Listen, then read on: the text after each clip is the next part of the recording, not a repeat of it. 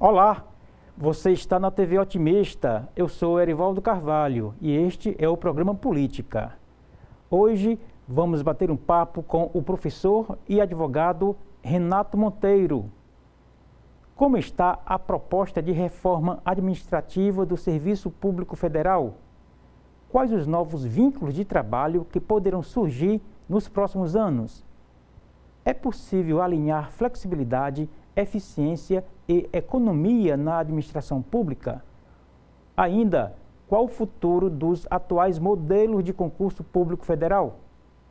Estas e outras questões a partir de agora no programa Política.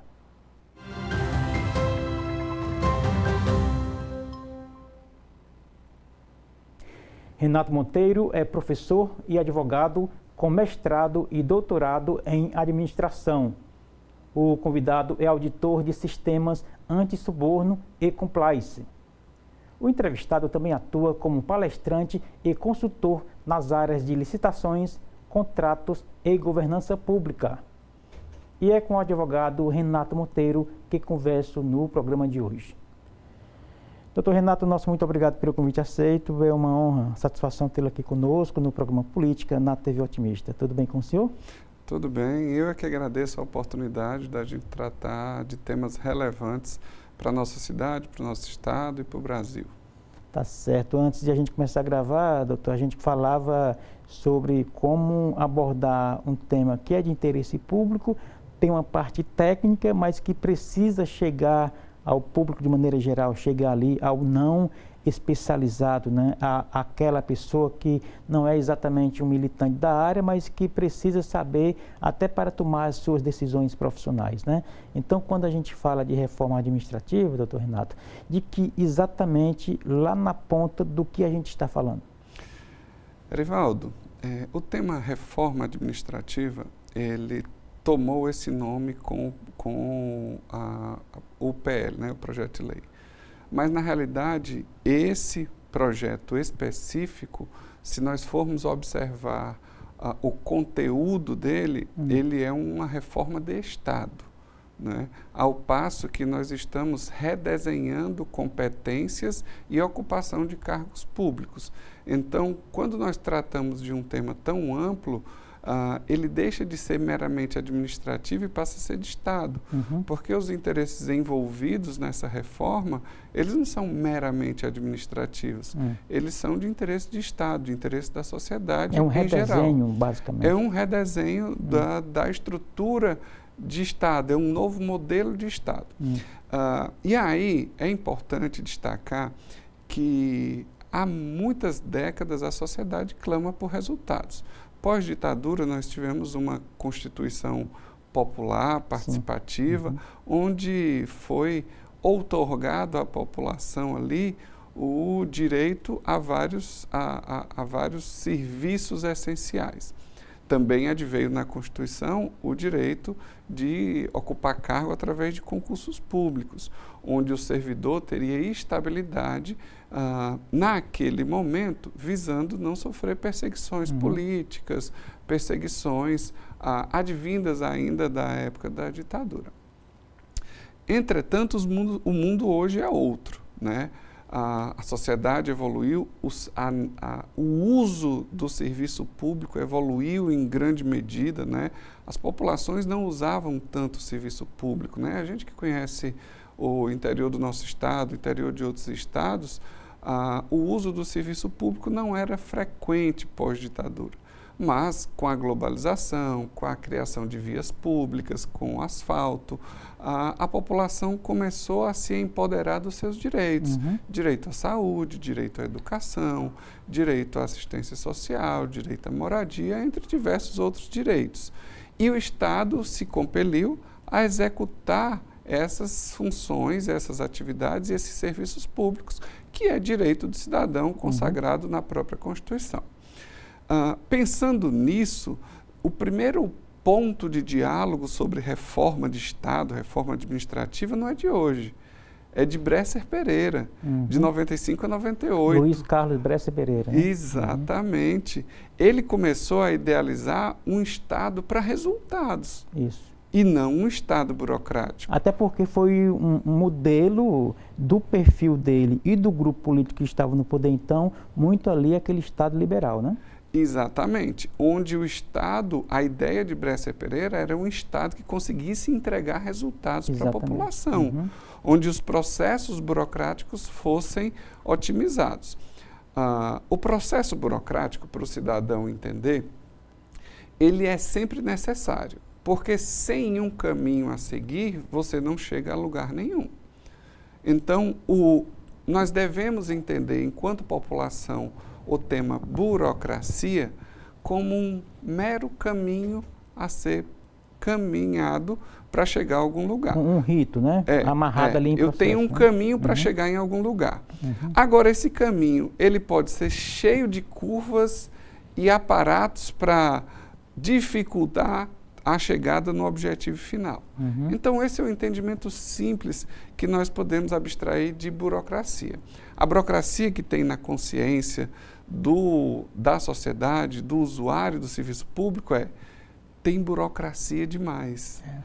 Quando vou usar um médico, a burocracia para acessar esse médico é imensa. Então, a grande população entende burocracia como um processo que dificulta o acesso a serviços públicos. Tanto que já tivemos um ministro da desburocratização, lembra?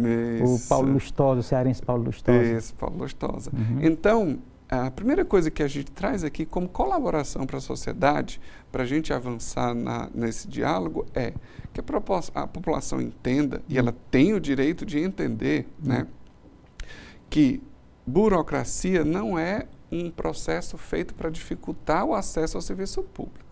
A burocracia é um mínimo de caminho estável para eu chegar a um resultado. E disso nós vamos falar um pouco adiante. Então, considerando esse processo, Bresser Pereira tentou criar um estado de resultados. E essa semente foi plantada e foi muito positiva, porque disso começaram a surgir a eficiência nos serviços públicos. E nós temos vários, o SUS, o caminho da escola, o sistema uniformizado de saúde de alta complexidade, o acesso de assistência social, moradia. Várias ações foram adotadas no sentido de dar efetividade à Constituição, ao passo que é direito do cidadão contido na Constituição. Então, o tema reforma administrativa, e aí eu gosto sempre, reforma de Estado, que eu estou redesenhando o Estado, ela não nasce de agora dessa discussão. E um fato interessante que a gente não tem que falar, como o programa é política, a gente vem percebendo que o tema reforma administrativa, ele cresce e diminui, ele cresce e diminui. Em 2020, ele tomou uma forma que a gente tinha a percepção de que vai acontecer agora, né? E ele continuou em discussão, ele se adormeceu e agora um grupo de trabalho foi criado com o tópico botar em prática a reforma de Estado. Talvez nesse sentido, doutor, a gente, não só os especialistas, mas a sociedade em geral, adotar a expressão no seu sentido lato sensu, né, de reforma de Estado e não reforma administrativa, talvez seja até mais positivo, porque aí não estaríamos falando de uma reforma de um governo, e sim reforma burocrática. De uma reforma de um ente público chamado União, né, por exemplo. Né? Isso, União, Estados e Municípios. Isso. No sentido de evolução, nessa trajetória desde Bresser Pereira, muitas normas foram sendo criadas, e normas positivas. Normas pontuais para ser atendido e garantido direitos constitucionais que precisavam de uma regulamentação. Dentre essas normas, algumas vale destacar. Nós temos a Lei 14.129, que fala do processo de tecnologia e de eficiência no serviço público. Então, ela é uma norma específica orientando os novos administradores a focar na eficiência. Porque, ao contraponto que no tempo da burocracia, a burocracia era um fim em si mesmo para gerar segurança jurídica, como forma de proteção da sociedade, e eram outros tempos, era necessário uma burocracia mais rígida, pós-ditadura, porque a gente nós nascemos nesse período, então nós temos ainda essa questão do burocrático, o burocrático vai estar certo. Mas aí vem evoluindo a ideia de que o excesso de burocracia traz a ideia que a sociedade tem de dificuldade. Inclusive, então, um pouco do custo do Brasil está nessa burocracia. Né? Exatamente. O custo do Brasil está na burocracia exacerbada, que exigem diversas perspectivas que geram gastos. E a máquina fica muito pesada, fica onerosa e ineficiente. Demorada. Né? Então, a 1429 é uma norma que trata de eficiência.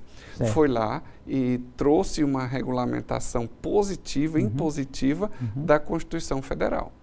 Dentro de alguns pactos internacionais, o Brasil foi signatário de propostas de trabalho onde se implementasse um processo de governança no Brasil para que o Brasil trouxesse eficiência, eficácia e efetividade aos serviços públicos, como forma de se posicionar para o mundo. Sim. Porque o Brasil é uma potência. E em sendo uma potência, não pode estar, como está hoje, na posição 105 de percepção de corrupção e de gestão, de má gestão pública. E também tem o item segurança jurídica, em que investidores geralmente coletam como um ativo ou não, né? Como é que eu venho para o Brasil se a posição dele é 105? O investidor, ele procura um local estável onde tem a remunerabilidade. E o investidor, ele vai de país a país. Isso. Então, uma das principais modernas é a 1429. Mas, antes dessa, nós tivemos no governo Temer a primeira oportunidade de um plano estratégico de Estado, né? Aproveitando muito da ideia de Bresser Pereira, no governo Temer, nós tivemos a reforma administrativa, onde ele tratou especificamente de estratégias, né, de competências e de resultados. Então, foi um documento muito firme, aplicável à União, mas que ele serve como boa prática para todos os estados e municípios brasileiros. Mas como não era uma norma impositiva a estados e municípios, à União, então essa norma ficou adstrita à União, com exceção de recursos federais que vinham para estados e municípios. Entendi. Que meu dinheiro, minhas regras. Isso. Então, nós temos aí, para dar um exemplo que a população entenda, dinheiro de merenda escolar, dinheiro da União. Isso. Meu dinheiro, minhas regras. E aí, a modalidade de escolha do fornecedor, a União, que é dona do dinheiro, disse, preferencialmente pregão eletrônico. E a controladoria, ela domina esse protocolo, né? Sim, deve. Né? Deve. Então, eu tenho aqui a perspectiva de que minhas regras, meu dinheiro, se for eletrônico, eu tenho o condão de afastar a corrupção criada naqueles processos onde o processo de seleção é presencial e todas as pessoas se veem, e tem a perspectiva. Acontece, pode ser que todo mundo se encontre e todo mundo seja republicano, mas não é uma realidade muito factível no Brasil. E não tem nada que nos garanta isso, né? E não tem nada que não nos garanta. Hoje nós temos, e aí eu vou chegar nesse ponto, a ideia de meu dinheiro, minhas regras, trouxe essa expectativa. E aí gerou uma questão bem interessante. Os municípios alegavam que não tinham tecnologia nem internet para realizar todos os processos de forma eletrônica, porque a internet era ruim, porque o servidor não era capacitado, N argumentos. Entretanto, quando se tratava de recurso federal, aparecia a internet, o servidor capacitado e a tecnologia. E aí o Tribunal de Contas da União, a Controladoria Geral da União começou, poxa, como é que no mesmo dia você consegue fazer um eletrônico e durante a tarde essa tecnologia, essa capacidade acaba? Então, que mágica é essa, né? Então, vieram ao ordenamento jurídico decisões judiciais, principalmente do Tribunal de Contas da União, por quê? e começou a questionar as justificativas vazias para que isso não acontecesse. Mas vamos evoluir um pouco mais. Então, esse eu estou remontando um pouco da história para a gente chegar. Em 2020, essa reforma de Estado administrativa que nós estamos tratando agora, ela veio à fúria. Ela quase veio à tona, né? Mas aí, pós-eleição, ela diminuiu. Recuou um pouco, né? E agora foi criado um grupo de trabalho para avançar. Afora a política, o Estado brasileiro, considerando União, Estado e municípios, precisa se reestruturar, se ressignificar, para que consiga entregar os serviços públicos ao cidadão. Não é segredo para ninguém que o cidadão, principalmente os mais vulneráveis, têm dificuldade à saúde, à educação de boa qualidade, à assistência social, à mobilidade urbana. É presente isso no Estado brasileiro. Enquanto que da classe média para cima, se tem aquela visão de que se financia em demasia o Estado e se tem pouco retorno nos serviços, né? Exato. Então, e aí eu crio um abismo, né? A diferença social vai se alongando porque a nossa classe média hoje ela tem sofrido. Sim. Então, muita gente da classe média deixou de ter plano de saúde, de 3 carros, às vezes tem 1 carro, às vezes não tem nenhum carro, e passou a usar mais os serviços públicos, de forma que a necessidade aumentou. Em situações extremas, até a educação dos filhos, né? Ela Sim. é remodelada, reformatada a partir das condições de orçamento, né? Você deve lembrar do tempo do liceu, que era as melhores escolas eram os liceus. Você não cogitava levar o filho para uma escola privada. Isso. Você sonhava em levar seu filho para a Senec, para o liceu, para a escola militar, porque eram referenciais públicos de qualidade. Hoje a gente tem um referencial de privado de investimento mais forte. Mas trazendo mais para os nossos dias e trazendo para o ponto. Nós temos a Lei 14.133, que ela começou no ano de 2021, ela foi editada em 2021, ela teve 2 anos de transição para adaptação da União, do Estado e dos municípios. A União, o Estado e os municípios não foram efetivos, negligenciaram no trato de se adequarem aos comandos dessa norma, essa norma que adveio da Constituição, e os preceitos de governança nela contidos advieram de pactos internacionais, né? Junto à ONU, junto à OCDE. Então, não é uma norma que apareceu porque é um processo interno do Brasil. É quase um dever de casa que o mundo civilizado coloca para a gente, né? É uma obrigação para que o Brasil continue tendo acesso a cadeiras internacionais e recursos internacionais. Exatamente. Então, a 14.133, ela trata de, metade dela, de governança pública, uma parte de licitações e contratos e uma parte final que os governos têm um certo temor, que foi a alteração do Código Penal. Muito bem. O que quer dizer isso? A norma 14.133 trouxe a obrigação de implementação de governança, com pilares fundamentais de liderança, estratégia e controle. Parafraseando a arte da guerra.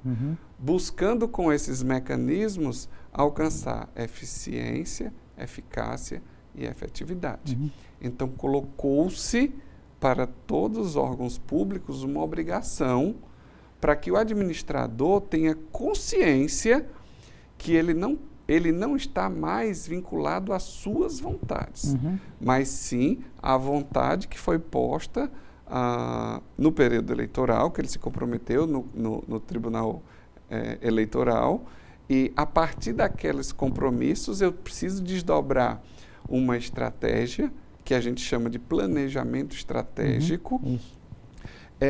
Eu preciso ter liderança, porque sem a liderança não tem estratégia que funcione. Numa guerra, sem um grande líder, nada vai funcionar. E eu tenho que ter controle.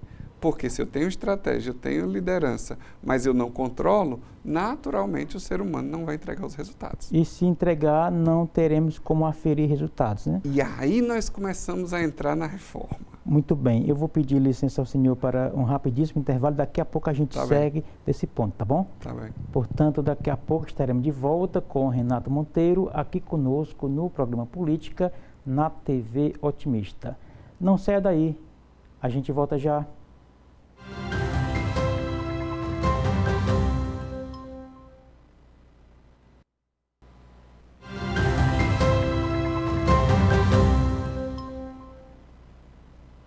Estamos de volta com o programa Política aqui na TV Otimista.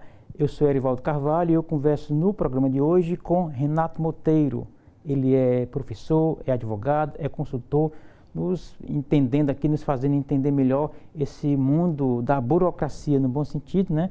De um Estado eficiente, de um Estado que tenha ali a sua economicidade, que seja efetivamente um parceiro, né, da sociedade, que é, afinal de contas, quem o financia, né? Mas antes de a gente continuar o papo, doutor, eu queria que o senhor deixasse aqui para os nossos telespectadores como que ele encontra na internet. Qual o Instagram do senhor, por exemplo? Tá. O meu Instagram na internet é Prof. Renato Monteiro. Prof de professor, né? Prof de professor. Sem o ponto. Sem o ponto. Renato Monteiro. Outro lugar onde você encontra nossas ideias é a CSI Governamental, que é onde a gente trabalha a perspectiva da burocracia sobre a perspectiva de cidades inteligentes, cidades humanas. Certo. C então, de casa, S de Silva e I de igreja. C, casa, sapo, I de igreja, governamental. CSI Governamental. Tá certo. E aí lá tem muitas perspectivas do que a gente fala e faz. Muito bem. Professor, no primeiro bloco a gente falou de uma série de parâmetros que o Brasil precisou adotar, né? Uma espécie de caderno de tarefas, né? Para se manter à mesa importantes, né? Da governança global, etc. E eu pergunto, se for possível, para qual país o Brasil olha quando precisa desses parâmetros?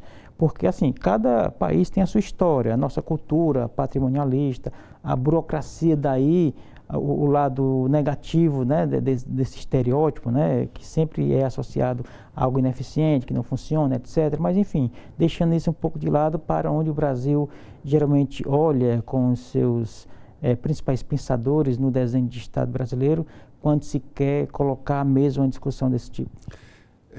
O Brasil olha hoje, o mundo é globalizado. A ideia é trazer experiências positivas de toda parte do mundo. Da Estônia, nós trazemos a tecnologia. Da Itália, da Espanha, da França, nós conseguimos da Alemanha, nós conseguimos trazer a boa relação entre o privado e o público. Dos Estados Unidos, a gente traz a disciplina econômica, né? Nós trazemos da Europa como um todo a ideia de bem-estar social, de saúde mental no trabalho. E isso são boas práticas que vêm do mundo todo. Se eu buscasse isoladamente, por exemplo, a cultura americana, ela entende que, igual a Nova York, a cidade que não dorme. Então, as pessoas na América, elas têm a tendência a trabalhar desenfreadamente atrás de um sucesso, de uma projeção financeira, de um Estado mais patrimonial. Em detrimento da saúde mental. Em detrimento da saúde mental, do bem-estar, de relações familiares. Isso é errado? Não, é só uma cultura de um país. São escolhas, né? São escolhas. Dentro da Europa, nós temos aquela condição que a gente olha e vê muito agradável. Você vê em Paris, nós temos cadeiras para as pessoas contemplarem à tarde. E você senta e conversa com as pessoas e é natural para elas trabalharem parte do dia com a ideia de que a outra parte do dia será utilizada para o seu bem-estar, para a sua saúde mental. Na Espanha, a famosa sesta, por exemplo. Né? A sesta nós temos, no nosso sertão a gente tem a sesta. Isso. Eu vivi no sertão, era um pecado você comer e não tirar uma sesta, e a sesta recupera a mente e a saúde, né? Isso está comprovado cientificamente. Então, nós trazemos essas ideias do mundo todo. Eu sou um estudioso da Estônia, e a Estônia pouco tem papel, tudo é digital. Sequer temos mais identidade, né? Banco, cartão, todo esse aparato que gera uma burocracia de tempo, na Estônia não se tem. Não só a Estônia, né? Estônia, Dinamarca, aqueles países nórdicos, né? Agora, aí pegando esse ponto aí que o senhor coloca, a gente discute aí o ambiente virtual, o presencial, etc. Isso, quando é colocado no dia a dia, não desumaniza a relação? O Estado ele precisa ser necessariamente uma máquina do outro lado, com inteligência artificial me atendendo, eu digitando os números para saber o que eu quero, etc. De alguma forma, esse esfriamento da relação também não é um pouco desumanizador, doutor? E aí você me instiga a falar de algo que eu gosto muito. Nós temos já no Brasil a norma de desburocratização, a norma 1429, que trata de acesso a tecnologias, da virtualização do serviço público. Nós temos diversas normas que tratam de tecnologia. Nós temos normas que tratam, e aí você deve ter visto nos últimos tempos, a relativização do tempo de trabalho, das horas de trabalho. A escala 6x1, por exemplo. Isso é uma ideia observando a Europa. Claro que a gente tem que amadurecer culturalmente para que isso não vire um estado de exploração da sociedade. Porque nossa sociedade é carente, e a tendência é que, se ela tem um tempo a mais, em vez de ela investir nela, ela vai investir em outro trabalho para conseguir o seu sustento, porque o Estado não está conseguindo provê-los de saúde, de educação, de transporte. Mas aí são ideias contrapostas. Nós temos no Brasil a ideia de cidades inteligentes. No Brasil, é preconizado que a tecnologia está ao centro e tudo é desenhado para que a tecnologia faça o papel do ser humano e o ser humano gravite em torno da tecnologia. E a vivência que nós temos de Brasil é que a tecnologia ela está na bolha, na Aldeota, no Meireles, né, no Papicu. Se você for procurar essa tecnologia nas periferias, você não vai encontrar tanto dessas tecnologias. Então, o pensamento de cidade inteligente é tecnologia ao centro e ser humano gravitando, que gera essa sensação que você tem. E também cidades policêntricas, com muitos centros, né? Isso. Dentro do conceito de cidade inteligente, que eu entendo como válido, e entendo como válido não por achar, mas por ter estudado muito o conceito de cidade inteligente da Universidade de Navarra, na Espanha, e a Universidade de Navarra tem o Instituto IESE, que é o instituto mais renomado do mundo, que mede o nível de cidades inteligentes do mundo. E as balizas para definir o que é uma cidade inteligente são diferentes. A primeira baliza é valorização do capital humano. Segunda baliza, coesão social. Terceira baliza, governança pública e governança em geral. Inovação, sustentabilidade, projeção internacional e tecnologia. Perceba quais foram os primeiros pilares. No conceito de Navarra, nós temos o cidadão ao centro. Observando as necessidades do cidadão ao centro, ser humano e coesão social, principalmente, eu tenho que implementar processos estruturantes tecnológicos que trabalhem para melhor entrega para o ser humano, gerando coesão social. E por que o processo de governança? Porque o processo de governança é um conjunto de mecanismos, um conjunto de caminhos para melhor chegar ao resultado. Então, nesse ponto, para eu otimizar os caminhos, eu uso tecnologia para facilitar. Agora, jamais eu posso colocar a tecnologia ao centro, senão nós estamos escravizando o ser humano. Então, quando a gente fala, voltando à minha pergunta, de uma digitalização, de uma conectividade extrema, nós estamos tirando o ser humano dessa centralidade, né? Exatamente. Isso é um conceito que, no meu entender, está equivocado. A tecnologia tem que trabalhar para o ser humano e trabalhar para uma coesão social. Alinhado com um processo de governança que aí, como nós falamos no começo, é um processo estratégico. E isso está posto na norma 1433. Nós temos que redesenhar estruturas, processos, e é dever, a lei fala, dever da alta administração, federal, estadual, municipal, implementar processos e estruturas que dê eficiência, que dê segurança jurídica, que promova combate à corrupção e, ao final, todo esse processo ele tem um fim que é a eficiência, a eficácia e a efetividade. O professor sinalizou, projetou aí um ideal do que seria um desenho de Estado pós-moderno dentro dessas amarras, né, e das demandas atuais. Agora, baixando aqui para a realidade, o governo brasileiro está aí tocando o CNU, né, o Concurso Nacional Unificado, o famoso Enem dos concursos, né? Como que esse formato, que é inovador, né, se ajusta, se encaixa nisso que o senhor acabou de falar? Olha, aí nós temos um contexto preocupante, porque nós temos muitas normas, e normas boas. Nós temos processos difíceis para implementá-las. Nós precisamos redesenhar nossas lideranças políticas para que eles entendam que, além de políticos, eles têm que ser grandes administradores. A 1433, ela traz, e aí nós vamos fazer o paralelo para o último bloco para falar da reforma de Estado administrativa, ela traz a obrigação de gestão por competência, ela traz a obrigação de segregação de funções, ela traz a obrigação de desenho de processos, ela traz a ideia de eficiência. Então, nós temos uma norma vigente no país que exige dos nossos administradores que eles façam gestão por competência. Para quê? Porque eu, entendendo quais são as competências de cada servidor, eu vou alocá-lo no local correto. Para quê?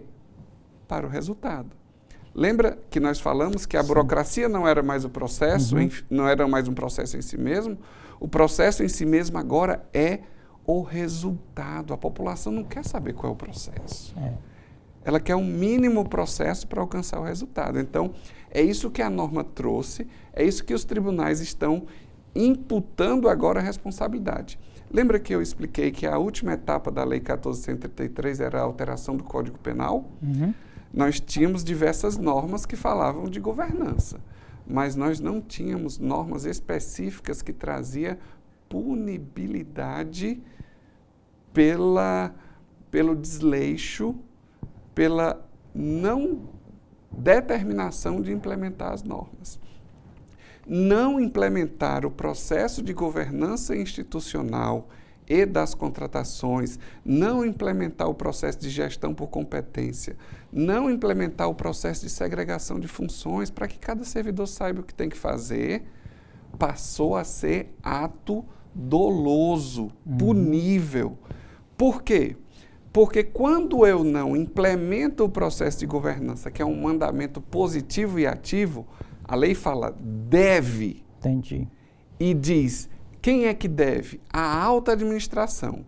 Quando o líder não implementa o que a lei diz, que é um dever, ele assume o risco de causar o resultado não alcance de resultados. Entendi. E essa decisão, ela é deliberada e dolosa. Entendi. Porque a lei está dando todas as ferramentas e a lei é magnífica. Ela traz detalhadamente como fazê-lo, né? E então nós estamos nesse passo. Tendo essa perspectiva, e a gente vai para o terceiro bloco, nós vamos fazer a conexão do que está posto no nosso ordenamento jurídico e que interessa ao cidadão o resultado com o que diz a nova norma de reforma do Estado. Tá certo, pois daqui a pouco, portanto, no terceiro bloco, a gente vai fazer aqui uma conexão e afunilar aqui a conversa para o nosso público entender melhor do que já entende como se dão esses processos e como que isso chega lá na ponta na sociedade. Portanto, daqui a pouco, o terceiro e último bloco com Renato Monteiro, o nosso convidado do programa Política de hoje, aqui na TV Otimista. Não saia daí, a gente volta já.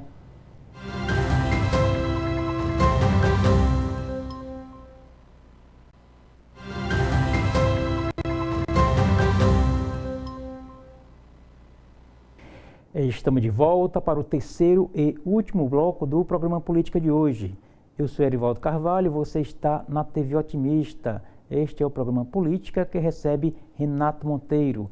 Ele é advogado, é professor, palestrante, consultor, aqui conosco, nos ajudando a entender como que o Brasil está dando aí alguns passos, né, rumo a um modelo moderno, um desenho institucional que realmente seja mais eficiente e que também atenda melhor às demandas da sociedade. A gente falou nos dois primeiros blocos sobre o Estado propriamente, agora vamos falar da reforma administrativa que se acopla, né, a esse desenho novo que está sendo feito, mas antes, doutor, gostaria que o senhor compartilhasse novamente para quem não anotou como que ele encontra no Instagram.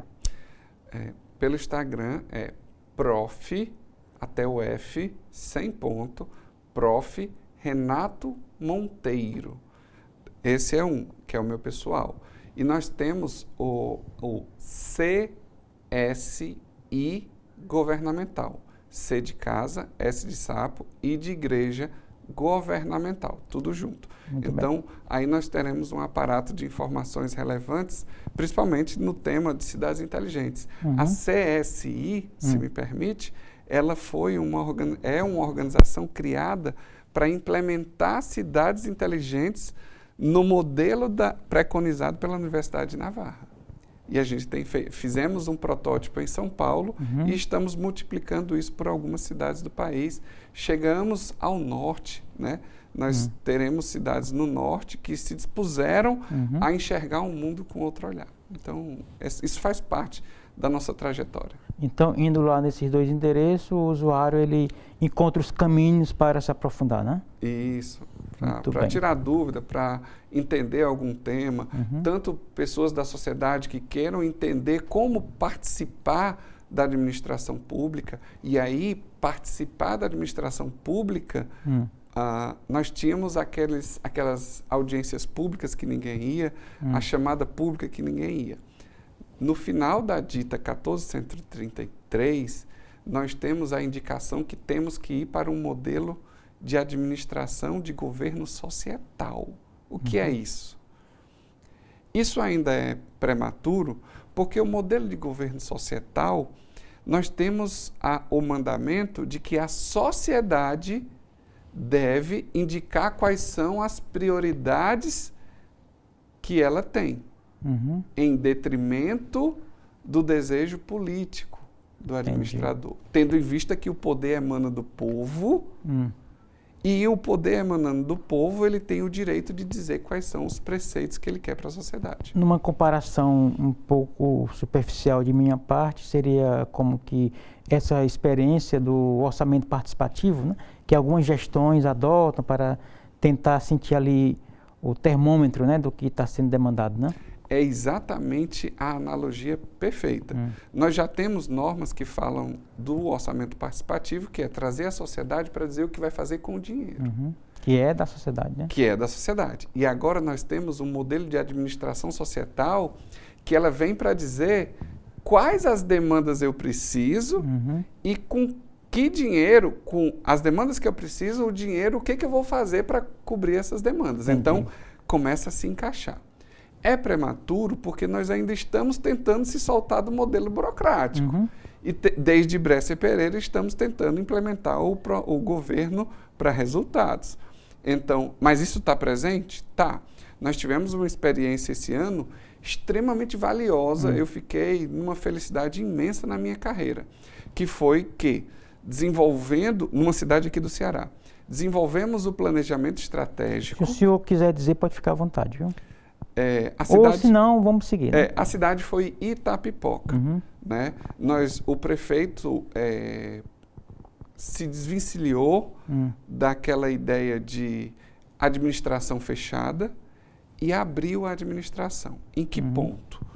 Nós construímos um planejamento estratégico e não nasceu no primeiro ano. Nós vínhamos há 3 anos implementando, conscientizando, mudando a cultura de emergência para a cultura de planejamento. Esse ano foi magnífico. Nós fizemos o processo de planejamento estratégico, onde a gente reviu a missão, a visão, os valores daquela administração que devem pautar todos os servidores públicos. Nós fizemos um SWOT para entender quais são as forças e fortalezas. Nós fizemos um mapa estratégico. Na hora do mapa estratégico, o que foi feito? Chamamos todos os conselhos de representação da sociedade. E o prefeito abriu mão de parte do plano de governo dele para alocar os anseios da sociedade. E foram 21 conselhos. Então, é um momento histórico onde os conselhos que chegaram desconfiados na reunião puderam ver os anseios do grupo, né, não eram anseios pessoais, contidos no mapa estratégico do município. O município de Itapipoca, doutor, está ali entre os 10, talvez, maiores do Ceará, é um município polo, já tem uma estrutura. Uma ideia dessa funciona em um município bem menor? Solonópolis foi case levado pelo Tribunal de Contas da União. A ex-prefeita Ana Vládia, na gestão passada, ela incorporou e chamou para si a responsabilidade de fazer um município diferente. Então, ela implementou o estratégico, ela implementou o tático, ela implementou o controle e ela passou a ser referência para o Tribunal de Contas da União. Tanto que foi a vários estados mostrar como uma cidade de 17, 18 mil habitantes, sem recurso financeiro, conseguiu se apresentar para o Brasil. Mas o que ela tinha? Liderança forte, aceitou a estratégia e implementou o controle. É óbvio, isso não foi um mar de rosas para ela, na seara política. Porque para implementar esses processos, nós temos outra cultura, né? Superação de culturas. Superação de cultura dói. E renunciar ao ego político para começar. Exato. Né? Então, hoje, no Tribunal de Contas da União, principalmente no gabinete do ministro Nardes, na Rede Governança Brasil, ela é uma palestrante que dá boas práticas do que fez. Entendi. Então, você veja, Solonópolis. E aí nós vamos para Itapipoca. Então, nós tivemos ali no mapa estratégico contidos os anseios sociais. O que é isso? Governo societal. Administração societal. Onde a liderança política, que tem a sociedade acima dele, para e diz o que vocês precisam.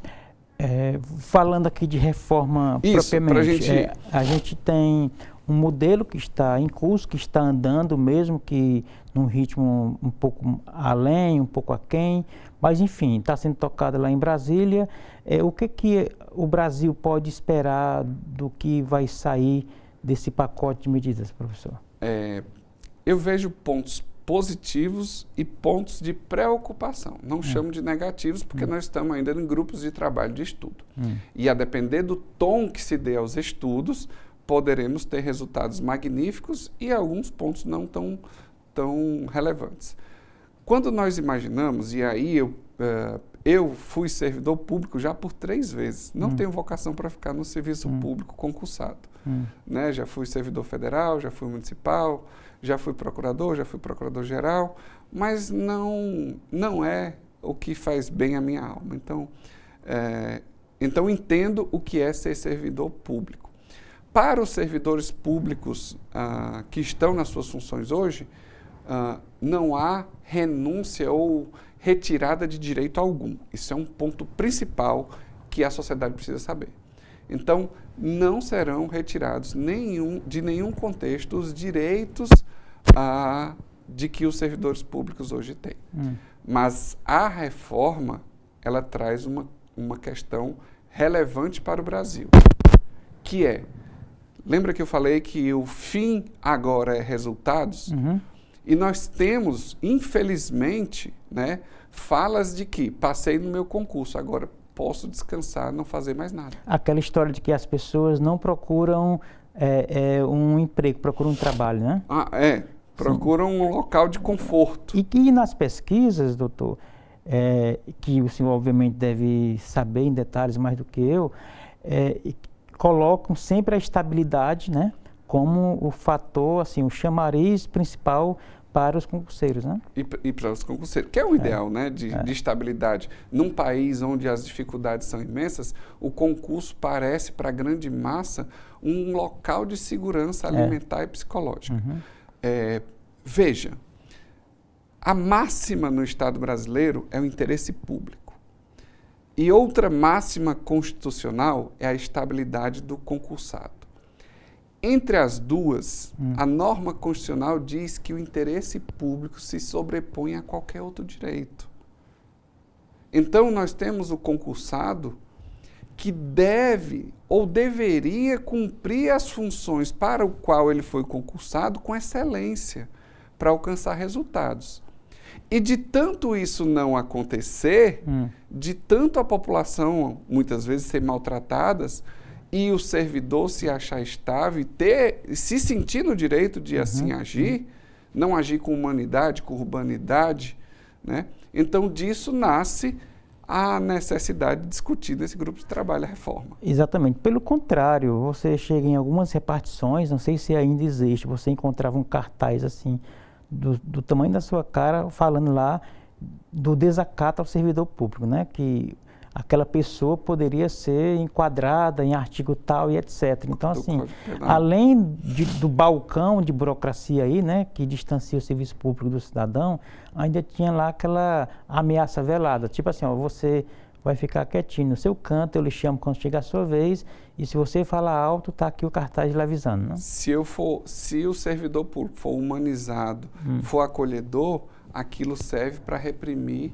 questões de agressão ao servidor. Isso. Agora, por outro lado, se o servidor é não humanizado, é mal educado, é desatento, é desleixado, ele gera uma ideia de revanche no usuário. Exato. E aí está a placa. Percebe como a placa tem dois sentidos? Perfeitamente. E aí, para a gente avançar para a reforma, o que a reforma quer? Ela cria ali as funções de Estado, né? Diplomata, essas funções que precisam de estabilidade, elas continuam sendo por concurso, mas elas começam a passar pelo teste de, lembra que eu falei da 1433? De competência, de resultados. Porque, de novo, o interesse público agora é o resultado. Então, essa primeira leva, que é os servidores efetivos, eles continuarão a existir por concurso público. Entendi. Entretanto, eles terão uma análise qualitativa do que eles estão fazendo.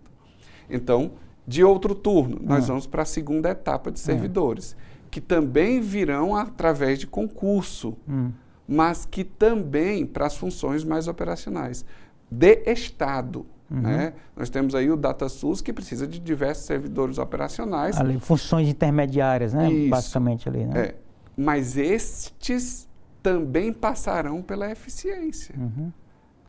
E nós teremos, hoje nós chamamos cargos comissionados. E aí nós teremos cargos estratégicos. Que é o quê? É o servidor da confiança do gestor público, que ele vai direcionar o comando de que a estratégia tem que prevalecer.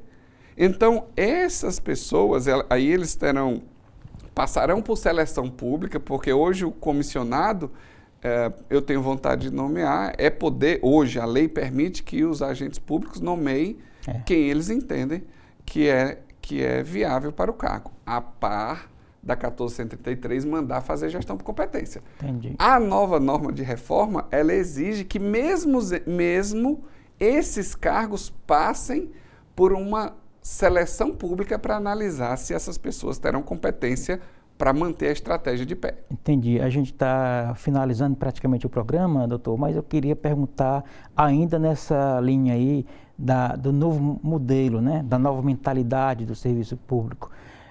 Em 2003, quando se fez a reforma da Previdência, no início do primeiro ano do governo Lula, se falava em direitos garantidos, né? Quando o debate veio para valer, o governo levantou o argumento de que não eram direitos garantidos, era expectativa de direito. E daí teve uma série de problemas, os previdenciários de alguma forma sofreram com tudo aquilo, etc. A gente corre o risco de ter uma situação do tipo em que esse direito garantido de que o senhor falou agora há pouco, na verdade, seja uma expectativa de direito, que quando o Estado lhe contrata, na verdade, ele não está lhe garantindo, ele está lhe dando uma expectativa? Isso, você fez um raciocínio excelente para a nossa conclusão. Então, hoje, todas as funções, inclusive a última, que são aqueles cargos de contrato temporário, que eles poderão ser feitos por mera seleção e tem tempo determinado para sair, todos os cargos são expectativas, a depender do resultado que você dê. E aí, se você for observar as garantias, se você gerar o resultado que o Estado precisa, você tem garantido ali o seu regime previdenciário. Entendi. Isso está posto. Não se trata de tirar a garantia de ninguém. Isso é importante que se diga. O novo modelo, a reforma de Estado, a reforma administrativa, não está para suprimir direitos, principalmente os previdenciários, de ninguém. Ela está para limitar férias, ela está para limitar aqueles penduricalhos que o Estado paga, que é muito caro. Mas, como você falou, é uma expectativa. Eu estou colocando na mão do concursado ou do nomeado a capacidade dele se tornar permanente, e essa permanência não é só no período probatório. Ele tem que, no correr da sua trajetória, continuar dando resultados. Então, a segurança é garantida, mas temos que, quem quiser ingressar no serviço público tem que ter o compromisso de gerar resultados. Então, essa é a grande questão positiva da reforma de Estado. Percebe como agora ela é uma reforma de Estado? Sim. Porque o Estado está criando um aparato para proteger o interesse público constitucional. Tá certo, professor. O nosso muitíssimo obrigado. Gostei demais do papo. Obrigado mesmo aí por dividir a sua experiência, a sua inteligência aqui conosco. Parabéns, boa sorte na caminhada. As suas rápidas despedidas e querendo pode deixar novamente o Instagram. Tá, eu que agradeço a oportunidade. É muito importante a gente ter momentos como esses, onde a gente possa expressar o nosso entendimento. A gente que traz uma trajetória de serviço público de muitos anos, né, de décadas. Então, nós somos estudiosos do tema governança há quase uma década, né? Nós fomos precursores em boa parte do Brasil no que trata ao tema governança pública. Então, a gente vai para os municípios não para forçar, mas para tentar uma mudança de cultura, né? E muito obrigado pela oportunidade da gente falar sobre esses temas, que isso fortalece, isso soma para a sociedade conhecer esses temas, né? Somos muito gratos. Como a gente falou, eu posso ser encontrado pelo prof@Renato Monteiro ou pela CSI Governamental. Estamos completamente à disposição da sociedade, de políticos, dos jornalistas, que têm um papel fundamental na comunicação de tudo isso para a sociedade. Porque, no final das contas, o processo de comunicação é um fator determinante para que a sociedade entenda qual o seu papel e para que o político se reposicione, como nós falamos no intervalo. Nós teremos uma nova classe de administradores públicos que entendam de política, mas que entendam de administração pública estratégica. Perfeitamente, professor. O nosso muito obrigado mais uma vez, tá bom? Apareça, o convite já fica aqui em aberto, tá bom? Tá bom, muito obrigado. E assim chegamos ao final da edição de hoje do programa Política. A todos o nosso muito obrigado pela companhia. Até o nosso próximo encontro. Forte abraço.